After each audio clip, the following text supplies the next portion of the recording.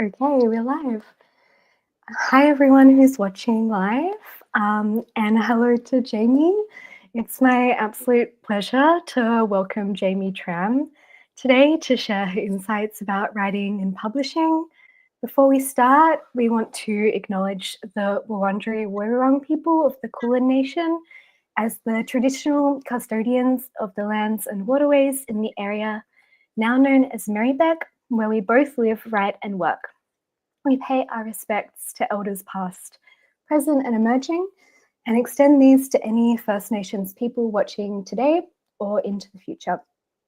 We acknowledge that sovereignty was never ceded and that this was and always will be Aboriginal land.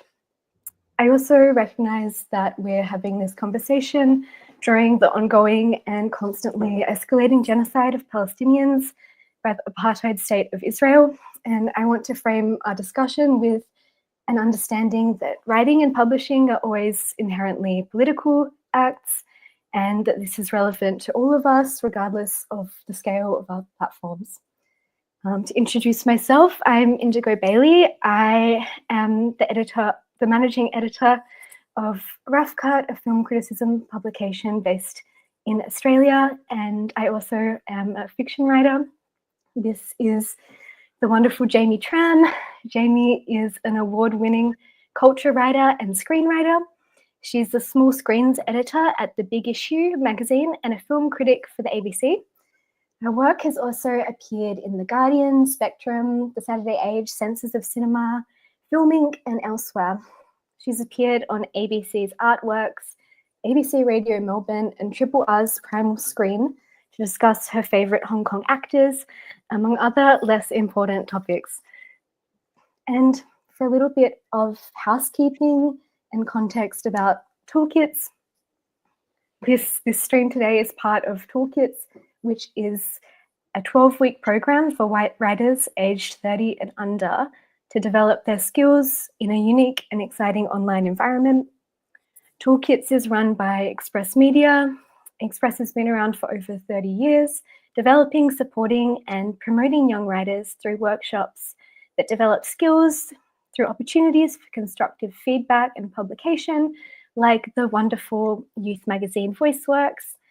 And I'll just mention now that if you're watching live, the applications are open to join the VoiceWorks editorial committee, which was a huge benefit to me as a young writer and editor, and also through awards and programs that recognise excellence. Toolkits Connect is generously supported by the Copyright Cultural Fund and Australian Poetry. This session that you're watching now will be available on YouTube as a resource and will be captioned in the coming days. If you'd like to ask any questions throughout my conversation with Jamie, then you can do so on Twitter using the hashtag EM Toolkits, Express Media Toolkits, or through the live chat section right here. So please ask questions at any time, and Mia will be facilitating to show them to us. Okay, I'm going to start the Q&A now. To outline the structure of our chat, I'd like to start by talking about the evolution of your writing life and your philosophies towards writing nonfiction, and then acknowledging that you're an editor as well as a writer. I want to talk more about editing a bit later. So for my first question, can you talk about your entry points into writing nonfiction, however you want to interpret that, and what first excited you about nonfiction as a form? Yeah, I have like several different answers to this, and they're all embarrassing. I think like we can go back as far as me being like an 8-year-old, picking up like that Roger Ebert compendium of like negative reviews called I hated this movie. That's where I learned about The Brown Bunny as a movie for the first time. But also learned that, more importantly, that it was really fun to be a hater. And I think like, because, I grew up in like, 2010s especially, like like a lot of YouTube criticism sort of got me excited about like film and also writing about it, and also like, how much I didn't know about film. And that sort of eventually led on to me deciding to do a BA. And as a rep subject, I did like this intro to cinema studies class. And I think maybe that was like a real tipping point, because that is what introduced me to like Barbara Creed and also like Robin Wood. And I was like really into horror at that time. And that totally rewired the way like I looked at that genre, and really like made me understand like, the sociological aspect of like film criticism. And yeah, so, between doing like cinema studies and then eventually like applying for critics campus at MIF, which really made criticism feel so glamorous. Like you'd be going to movies, you'd interview a director, you'd be doing these reviews, and you'd have be in the presence of all these amazing writers. I think like that got me so, like, again, a lot of different things that got me really excited about like criticism. But I think being put in that festival environment, being given like a festival pass, and then like just having like my amazing like mentor Leslie Chow and all of like my amazing peers around me, I think that made me realize that yeah, I really love doing film criticism, even though at that time, which was like 2019, I was not very good at it because again, I think I'd probably spent maybe too much time um, watching YouTube video reviews. But That's great to hear. I love the way that you speak about community and meeting other writers as being a huge part of growing as a critic and becoming passionate. In our toolkit session that we had the other week about criticism, we talked about some of the motivations for writing criticism, and especially for writing criticism that is beyond marketing and pushing against, this idea that criticism is marketing. Could you speak a bit more to what you like about criticism and what it adds to cultural life, I guess? yeah, absolutely. I think criticism to me felt like so important because as someone who was like had started to like really fall into like screwball comedies of the 1930s when I was like, at uni. At the same time, there was also this perception by a lot of people who I went to uni with, and also like the broader culture, that like anything that was from before like the 1980s was like toxic sludge, and that we were so much more diverse and socially conscious, like, in 2016 than, people were like, in 1930, which in a lot of ways is true. But I think like what's so important about criticism is also like, I feel like we're constantly forgetting things that happened like 5, 10 years ago. And I think like good criticism like really helps link, especially when I'm talking about film criticism, I think it links movies that are coming out right now to everything that's come before. I think that's such an important thing. And yeah, I think like one of the things that really kickstarted me to write about criticism was seeing like a lot of really ahistorical takes about like cinema. So yeah, I think like it is a really necessary way for us to remember the past, like on top of everything else that it does. Absolutely. And in terms of the evolution of your writing life, I'm also curious, how did you first start publishing criticism? And, I'm also curious if there are any particular rejections that that shaped your writing life. I love talking about rejections, although I also accept if that's hard to talk about, because it is.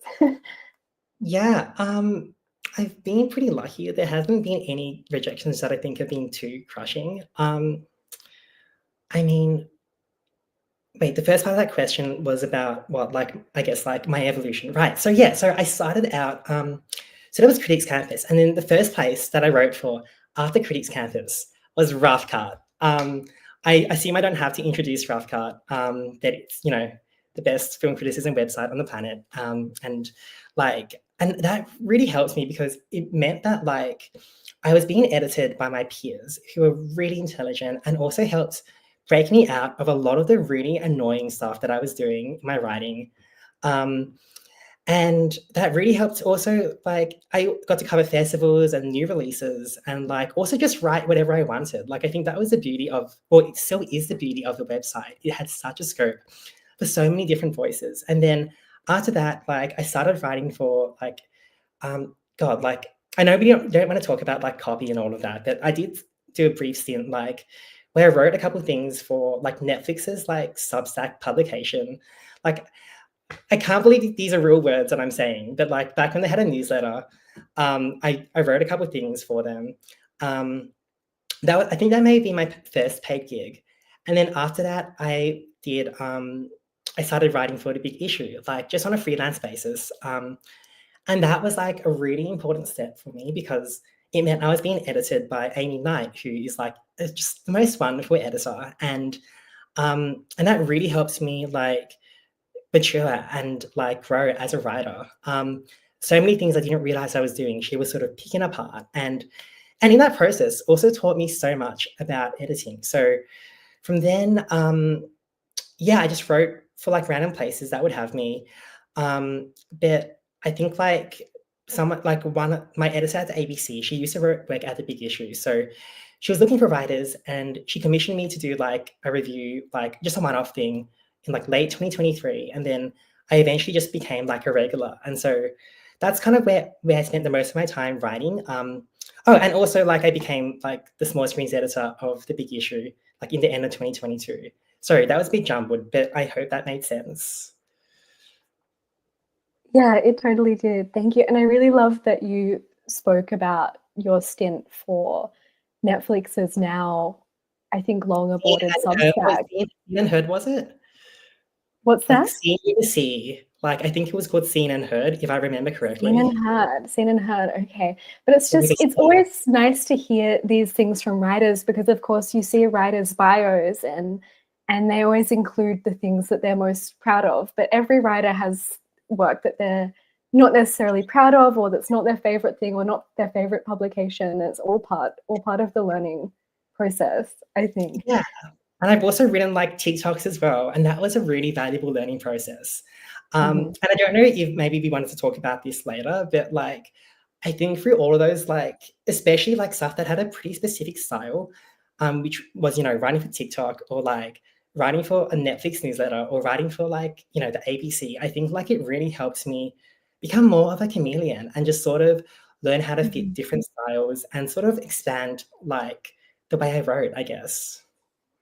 That's interesting. Yeah, that does connect really nicely to my next question, which is about how you conceive your voice as a writer, how you've cultivated a voice as a critic. Because as you've said, you are a chameleon and have that capability to move between different types of writing. But I think you also have a very distinct style. So, how do you maintain that when you go between publications?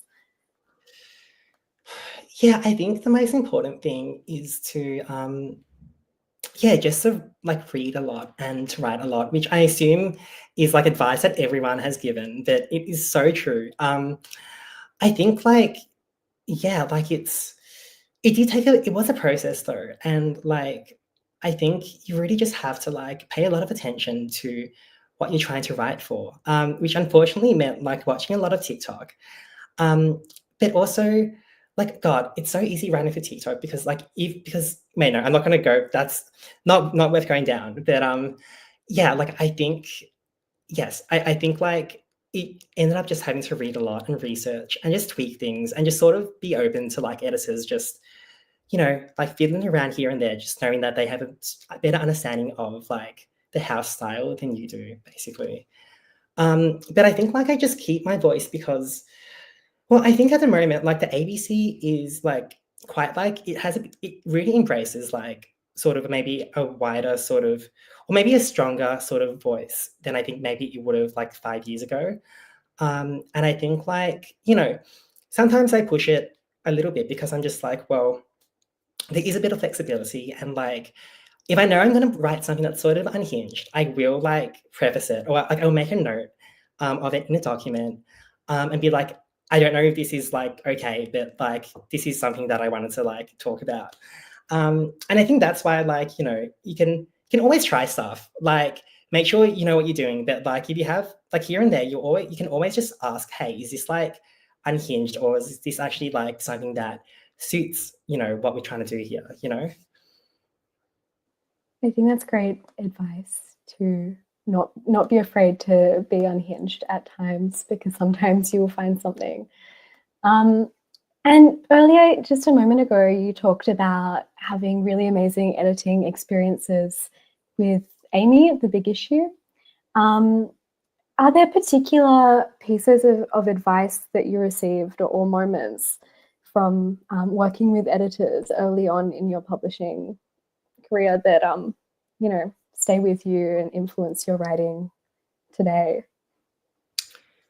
I don't think like there's anything like super specific. I just think like I'm having like a pretty like on like a because I write for like The Big Issue once like like with some sort of regularity, which meant that my like relationship with Amy could sort of like I guess evolve in terms of like I could sort of learn more from her. And I think every piece of advice and every note that she would write down, like I would really take to heart. And even if I didn't always agree with it, I think like I got a really strong sense of like how she thought and like how an editor thought. And I think just the sheer thoroughness that of her editing approach, but also just how like well explained it was. Like I never felt like I was in the dark, and like I always appreciated being like, oh, this needed to be changed, and I always knew there was a reason why stuff had to be changed.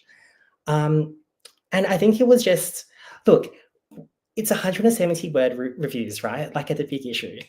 No one is being paid very much to write them or to edit them, because it's a social enterprise. It's like all like non-for-profit. And I think I was just so struck by the amount of time she would put into like making sure those 170 words were the best that they could be. And I think that sort of like dedication and that passion like was so important because, I do think it's an important, the magazine, I think the work that the magazine does is really important. And I think it was just sort of eye-opening to have someone who really cared about that. So yeah, I think maybe not a specific moment, but I think just the approach that she would like take for every single like piece that I filed was, yeah, really extraordinary.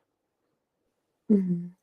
Yeah, I feel like I've had similar experiences where sometimes it's just, the visible care that an editor puts in, and being able to see how seriously an editor takes your work, regardless of how long the piece is, regardless of anything. I think that often that's really, it's really affirming and inspiring in itself.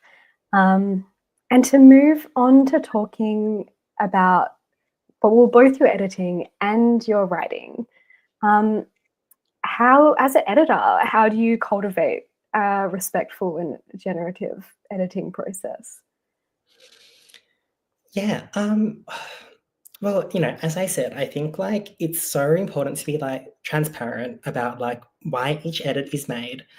And I think like I mean, so much of it, I think he's also just trying to be like a really like nice, communicable human being. I think people like tend to like, or maybe from my experience as a writer, I find like I trust editors much more if they like, will give me like not just like the time and day, but also just like, like what am I looking for? Just yeah, like basically people who like aren't just being like, I need this from you, and that's all you are to me, but people who are like sort of interested in you as a writer, I guess.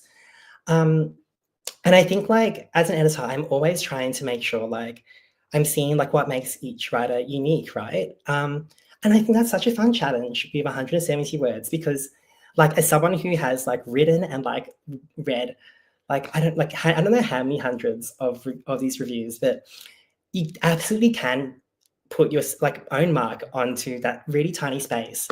Indigo, you've done this yourself. Like Indigo wrote one of the most lush reviews that like I read in like at The Big Issue because she's such a beautiful writer. And like yeah, and I think like but like if I take Indigo as an example, I think like sorry to put you on the spot here, but I really enjoyed that process because I was like, wow, this is this was a really beautiful piece. But I was also just like, well, how do we still sort of like trim it down a little bit to make sure it fit the word count and the format without losing what makes that work? And I think that's why, like, yeah, I'm always like excited to what like every writer brings to like that task. And yeah, and I think it's just really important to try and like make sure that their point of view and their voice still manages to come through, even though it's still within a pretty constricted format. Yeah, absolutely. And thank you for the kind words.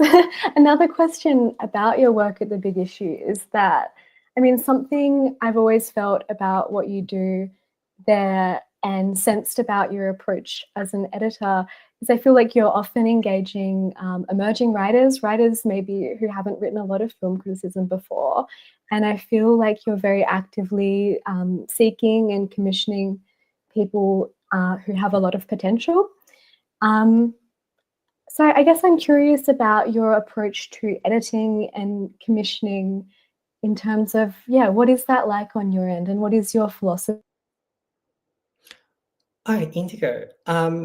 Okay, I'm going to assume that the stream is still going and that Indigo has just cut out. But yeah, I think like, again, we're talking about 170 words. Also, like the pay is like $50 for like a 170 word capsule.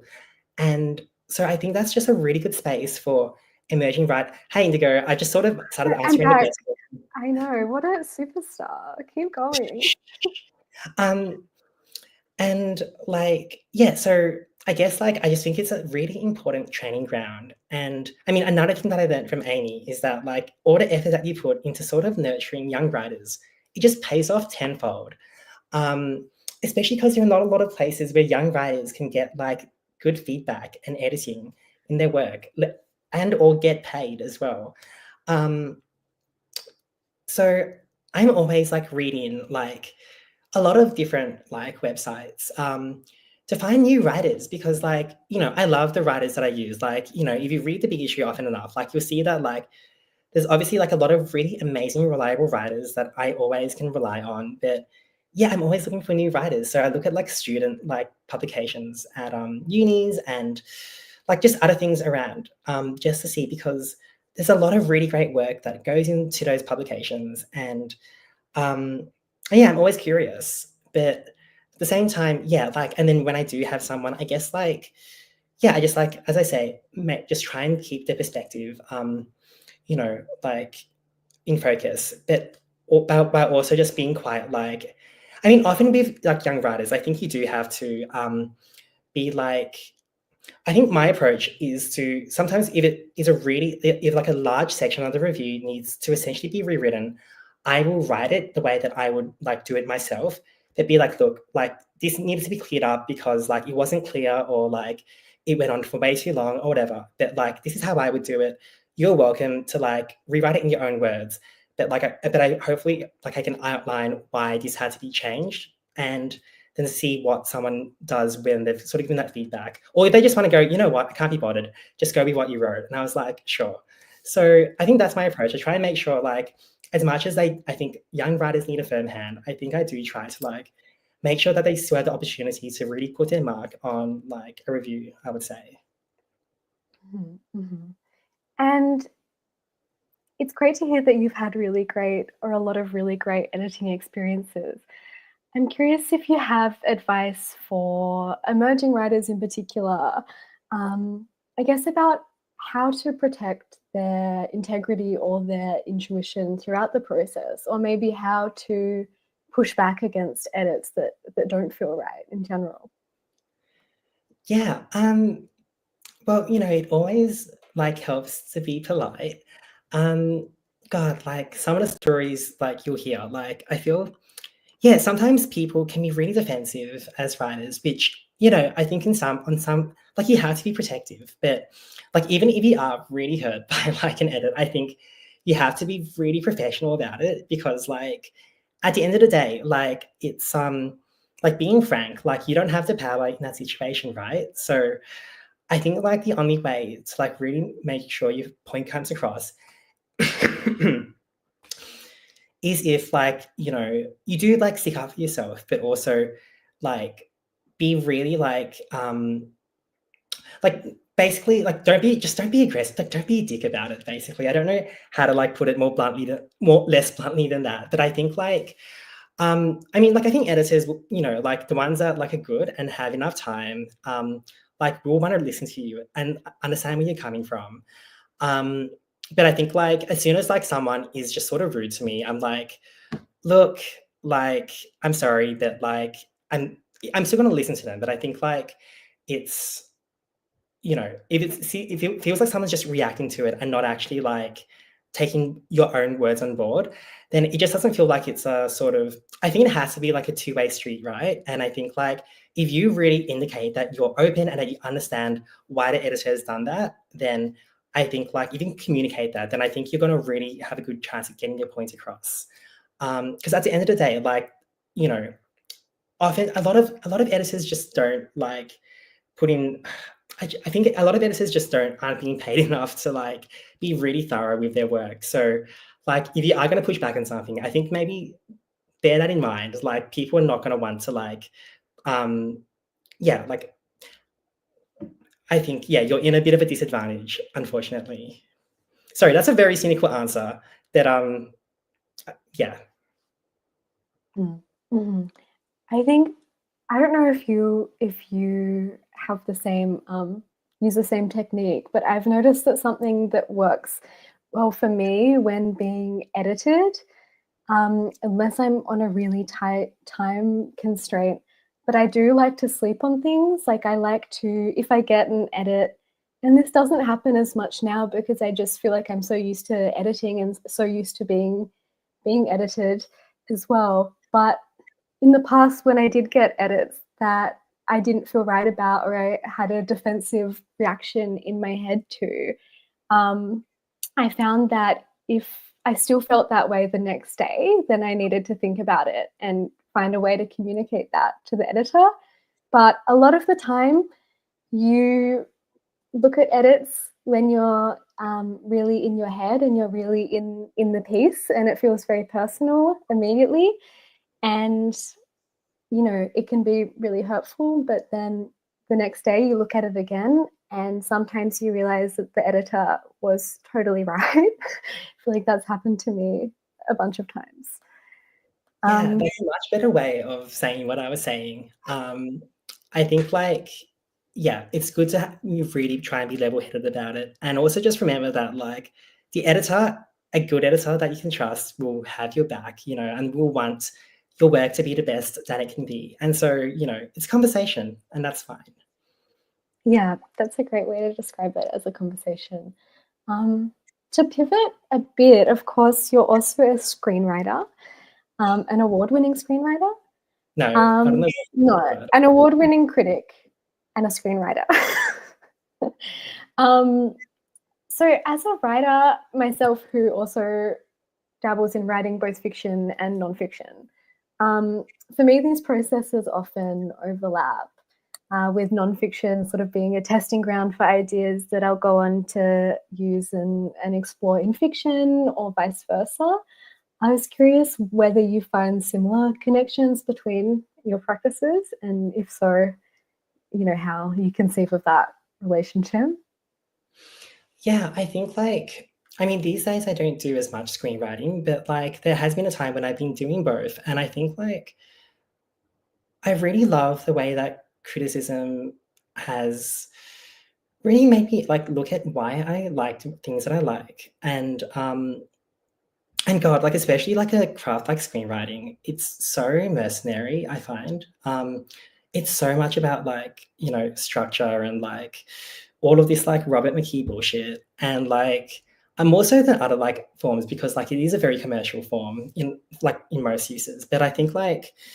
Um but I think like criticism has really like it's such a great counterpoint to it, I think, because um I think it just exercises a different part of you. And I think um often the questions that like I try to explore in my writing, like I love being able to explore a question in different ways in my writing. Cause like there was a point at which I was writing like a coming of age script and then I also got to like write like like film criticism about coming of age movies. And I think like that just really tickles my brain. And I don't always get to line things up like that. But I think um, it really helps, like, because I think like when you're just doing one thing, I think your mind is so attuned to it. And then being able to look at it from a different like place, like even if you're not doing exactly the same thing, but like training your brain to sort of look at art in a different way really helps. Like, I think there's just such a nice sort of, not synchronicity, but I think that they can play off each other really well, because otherwise you sort of get, me personally, I can get a little bit burnt out by like just doing one thing, I think like, yeah, it's really like, to me, I love being able to create in like multiple ways. Yeah, totally. And in terms of your process and your practice, like what do routine and stuff look like when you're writing, and how do you kind of go between different kinds of writing and editing, and these different jobs to do with editing and writing? Yeah, that's really bold of you to assume that I've got a routine. I mean, I try to. That 7:30 a.m. Like alarm clock is important to me, but I mean, I think there just sometimes has to be a bit of leeway, because when you have deadlines and you run over deadlines, which happens, you sort of just have to scramble to make it up. But as much as possible, like, I think like you just have to like know what's going on each week, and then sort of plan your day from there. So every day has a different set of tasks, and that's why every day sort of has to move a little bit differently. But I think like, to me, like a really good foundation is to like wake up at the same time, and then also read for like a certain amount of time in the morning, which like feels like so inessential when you're on a deadline. But then I keep forgetting how much like of my process is like in response to things, like I'm constantly like, I think so much of why I write is because I read certain things that I agree with or disagree with, and that just sparks something within me. Or often like I'll read criticism that makes me go, oh, I don't have to like, that like makes me remember that I'm sort of writing in a bit of a rut, and that I can expand what I'm doing. And I think like when I sit myself down to read, even like if I feel like I don't have the time for it, like it will often spark something inside me.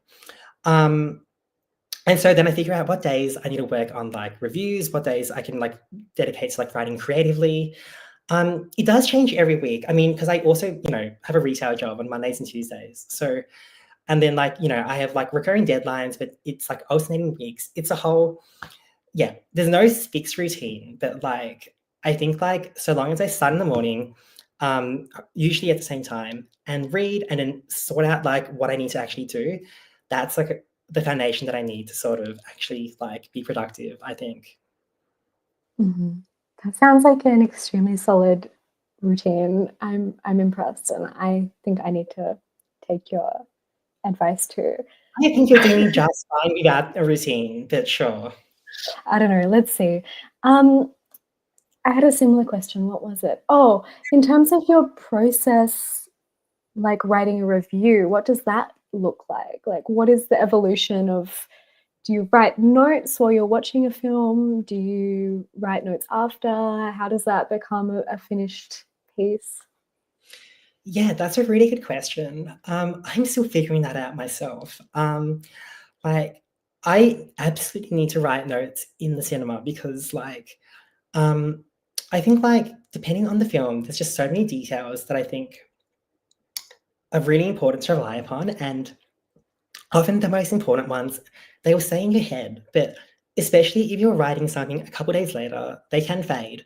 So, like, I think I like having the security of having notes, in the cinema, and little observations and stuff like that. And then from there, like, this is not something that I think I would recommend, but, like, I think I always start by being like, "What's a good hook for my, review?" Um, because I don't know, like, I'm so as someone who reads criticism, like, like, it gets sort of boring when you constantly just read, like, reviews that are just sort of like they just start with the plot and just go into, like, analysis, blah, blah, blah, and I'm like, "Okay, here's my thing." Like, most of the films that come out that I review are not very good, and what's the most interesting part about these films is how, like, they fit within, like, the broader cultural context. So, for example, like, we're talking about, like, How to Train Your Dragon, like, the remake, and I think, like, to me, like, something that like, because the film is so, I mean, it's fine, but, like, it's but the culture of live action remakes and the fact that we are kind of like now going after like Gen Z nostalgia, like even though the last How to Train Your Dragon movie came out 6 years ago, like I find that fascinating. And I think, well, what fascinates me about this movie the most, and then I try and find some way to like turn that into like an opening hook. Cause like, I don't know if what fascinates me is always going to be the same as what like is going to be appealing to a reader, but I figure that like there must be some kind of link up. And if there isn't, then my editor will just tell me, like, and it goes back to what I was saying. Like, I think when you have a good like editor or just a good relationship with an editor, and even if you don't, like, even if you just with an editor for the first time, if you just like go with your gut and just be like, look, like, I don't know if this is exactly what it's going to work, but like, it's something that is really distinctive and interesting. Like, an editor will, you know, like, I can't speak for everyone, but like, I will always be like, huh, like, even if it doesn't work, I'm going to be like, at least a little bit impressed, you know? Um, so yeah, and then once I have that hook, then I sort of just like see how I sort of can flow on from there. Sometimes if I'm stuck, I will just like write parts of like the review that I know that I want to say and try and link it up, you know, later. Um, but yeah, like I don't know, and I think this comes back to like writing in a capsule format. Like I will always send back, and Amy would also do this as well. Like I would always send back something that doesn't have an opening hook. Like if you start a capsule being like, you know, like Anora is about like a sex worker, blah blah blah. Like especially in like a short format, like you've really just got to capture someone's attention beforehand. And I always took that as sacred. And I think like even with writers like David Ehrlich, who like pisses me off with every second review that he does, like what he can do, you know, that I kind of admire is that he does have sort of like always like this galaxy brain kind of introduction to all his reviews that, again, often unhinged, don't agree with them most of the time, but like it does reel you in. And again, it's all about the attention economy. Like if you can get someone to like keep reading your work past the first sentence, then like you've achieved something, you know what I mean? Yeah, absolutely. I think that's similar advice that I've been giving in toolkits and also that I give to writers. For rough cut, a lot of the time, what will be interesting is your intuition and what actually interests you about that film. I think that a lot of the time when people start out writing, especially, there can be a bit of overthinking about like what does the general audience want to read? What is the general audience interested in? And I feel like to some extent there's no such thing as a general audience. Like there is, you know, a person, a writer who is, you know, pursuing what engages and interests them. And a lot of the time that's going to resonate with people. I wanted to ask you, since you're talking so much about your routine of reading, what's something that you've read recently that's really influenced you, even if it is something that you really disagreed with or had mixed feelings about? Something that's moved me. Um, this is going to be a bit of a boring answer, but like I did, you know, really love Stag Dance by Tori Peters.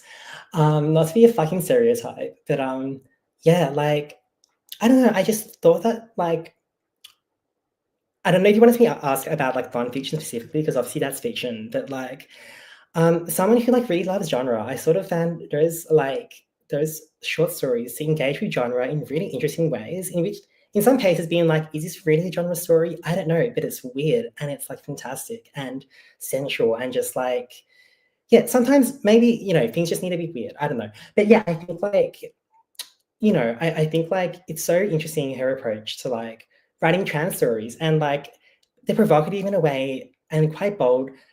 And I think like it loops back to what you were saying about like trying to think of the general audience, because like in a lot of ways, like Tori Peters, like she's very vocal about the fact that like a lot of her characters don't fit within what is like the, you know, the sort of like what like is the typical expected definition of a trans woman and or trans person, and just like and I think she plays with those definitions and identities in like a really interesting way, but like you know in a way that sort of asks you know like non-trans audiences to keep up but trust that they will.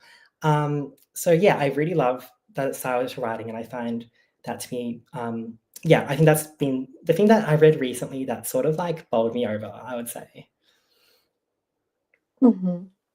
Nice to hear. If anyone has any questions for this last part, please feel free to include them. But otherwise, I also wanted to return to, you mentioned Barbara Creed and like this more, I guess, sociological like avenue of criticism being inspirational to you when you were studying. Can you talk a bit more about that and I guess what impact that particularly like feminist, queer, etc. criticism has had on your work?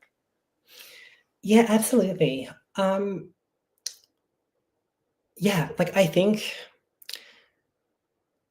as you were saying before, like, all writing is like political. And like, I think I lose interest in criticism that isn't like sort of engaging with the real world, right? Like, and so like, I'm not going as far to say that like I use criticism as like a Trojan horse or anything like that. But um, I think that's like reading like, like Barbara Creed or like Robin Wood, like, and seeing how like they sort of like got me to grapple with the contradictions of like horror, and also the way that they sort of like excavate a lot of anxieties, um, and often in a really, again, contradictory way. And I think like that's such an interesting thing to grapple with. And this is again at a time when I think like a lot of horror like is like very one note, which is why I didn't like The Substance.